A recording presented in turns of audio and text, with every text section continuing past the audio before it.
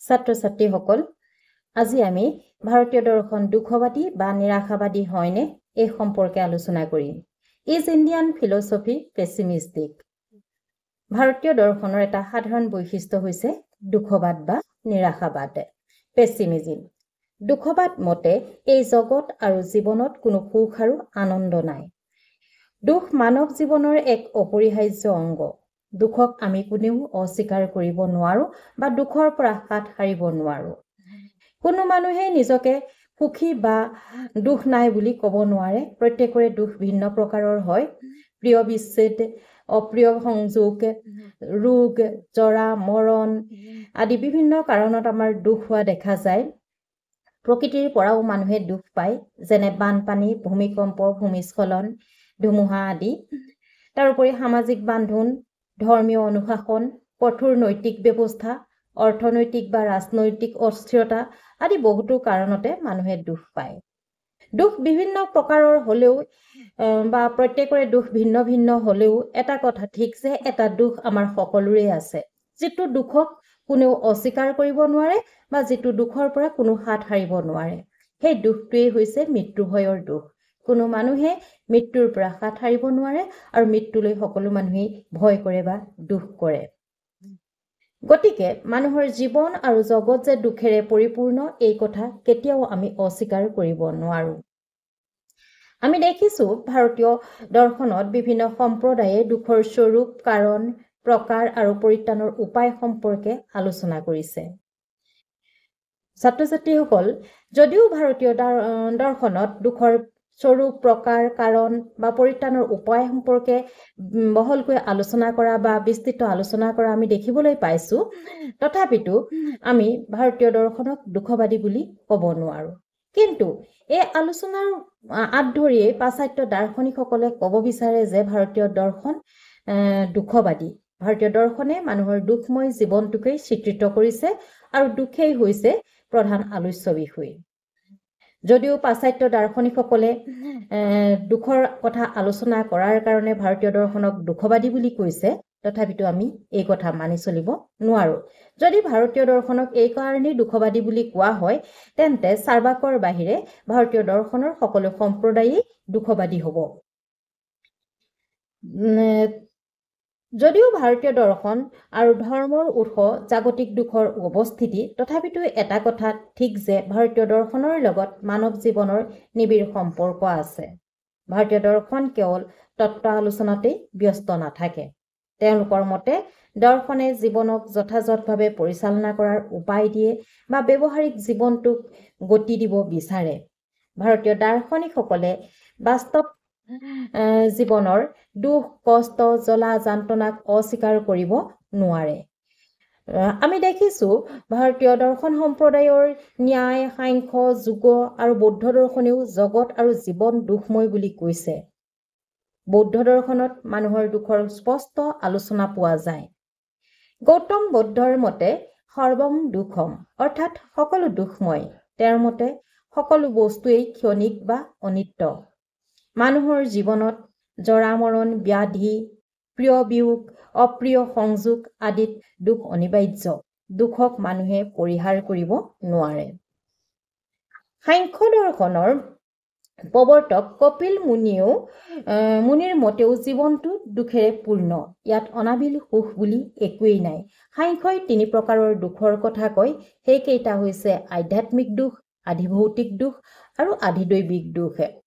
আধ্যাত্মিক দুখ হৈছে শাৰীৰিক আৰু মানসিক দুখ।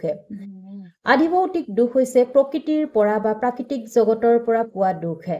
আৰু আধিদৈৱিক দুখ হৈছে ভূত, প্ৰেত, দেৱ-দেৱতা আদি অলৌকিক কাৰণত উপজা দুখ। যোগ দৰ্শনেও মানুহৰ দুখ 5 প্ৰকাৰৰ বা 5টা ক্লেশত মানুহ ভোগে বুলি ক'ব বিচাৰে। এই 5টা দুখ বা ক্লেশ হৈছে অবিদ্যা, অস্মিতা, ৰাগ, দেহ আৰু অভিনিৱেশ। অবিদ্যা হৈছে মিথ্যা বা ভ্ৰান্ত জ্ঞান। অস্মিতা হৈছে আত্মাৰ স্বৰূপ সম্পৰ্কে ভ্ৰান্ত জ্ঞান। ৰাগ হৈছে সুখ ভোগ কামনা কৰা আৰু তাৰ উপায় বিচৰা। দেহ হৈছে দুখ আৰু দুখৰ কাৰণৰ প্ৰতি বিৰাগ জন্মা। আৰু অভিনিৱেশ হৈছে মৃত্যু ভয় বা মৃত্যু। ন্যায় দৰ্শনেও 12টা প্ৰমেয়ৰ ভিতৰত দুখক এটা প্ৰমেয় বুলি স্বীকাৰ কৰি লৈছে, কিন্তু সুখক তেওঁলোকে প্ৰমেয় বুলি কোৱা নাই। মীমাংসা আৰু বেদান্ত দৰ্শনেও জীৱ আৰু জগতত দুখৰ অস্তিত্ব স্বীকাৰ কৰিছে। বন্ধন অৱস্থাত থকালৈকে জীৱই বিশুদ্ধ আনন্দ ভোগ কৰিব নোৱাৰে বুলি ন্যায় দৰ্শনে ক'ব বিচাৰে। ভাৰতীয় দৰ্শনত দুখৰ বিষয়ত আলোচনা কৰা হৈছে। উপনিষদ আৰু গীতায়ো দুখৰ কথা কৈছে। উপনিষদৰ মতে সৎ, চিত আৰু আনন্দৰ বাহিৰে সকলো দুখময়। গীতাই এই জগতক দুখৰ আলয় বা ঘৰ বুলি কৈছে। ছাত্ৰ ছাত্ৰীসকল, আমি দেখিছোঁ যে ভাৰতীয় দৰ্শনত দুখৰ কথা সঁচাকৈয়ে আলোচনা কৰা হৈছে, দুখক বহলকৈ আলোচনা কৰা হৈছে।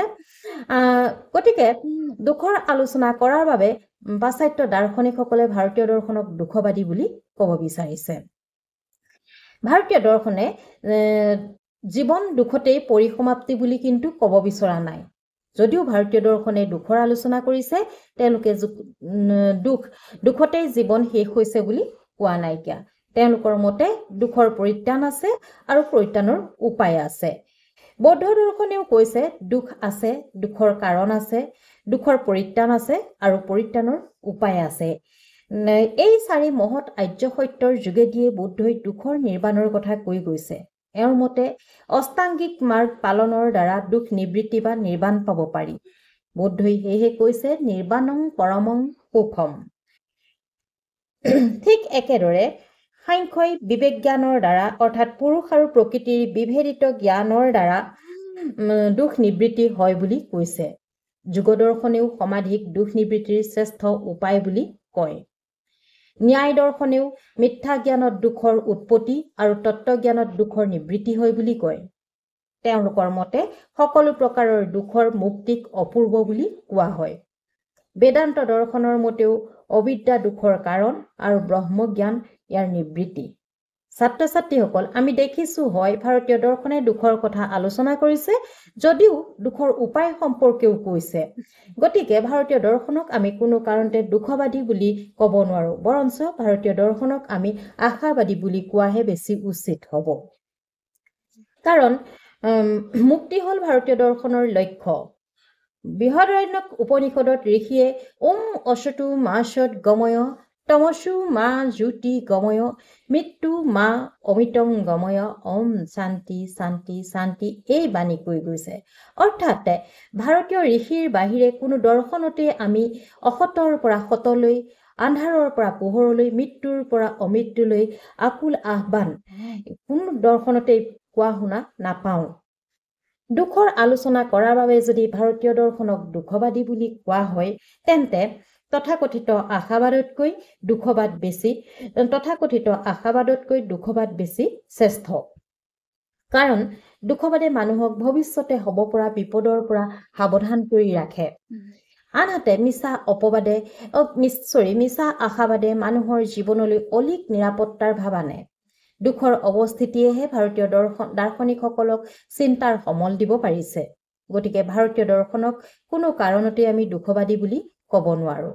আমি দেখা পাইছোঁ যে ভাৰতীয় দৰ্শন দুখত আৰম্ভ হ'লেও সৰ্বকাল দুখতেই থাকিবলগীয়া হোৱা নাই।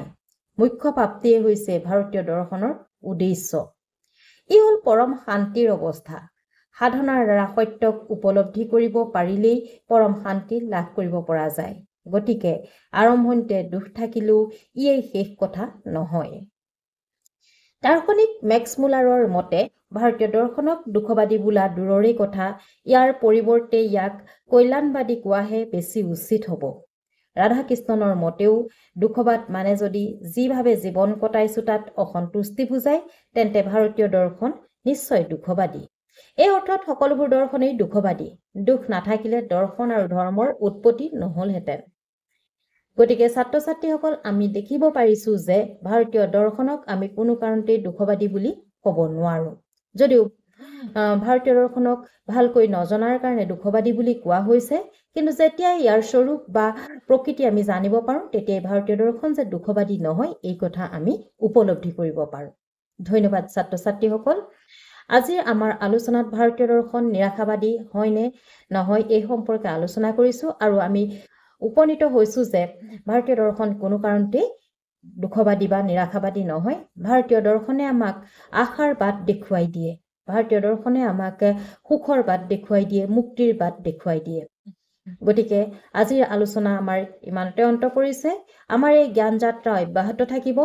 তোমালোকৰ যদি কিবা জানিব লগা থাকে তেন্তে আমাক কমেণ্ট কৰিবা। নিশ্চয় আমি আলোচনা কৰাৰ চেষ্টা কৰিম। আৰু এই বিষয়টোতো যদি কিবা প্ৰশ্ন থাকে কমেণ্ট কৰিবা, আমি আলোচনা কৰাৰ চেষ্টা কৰিম।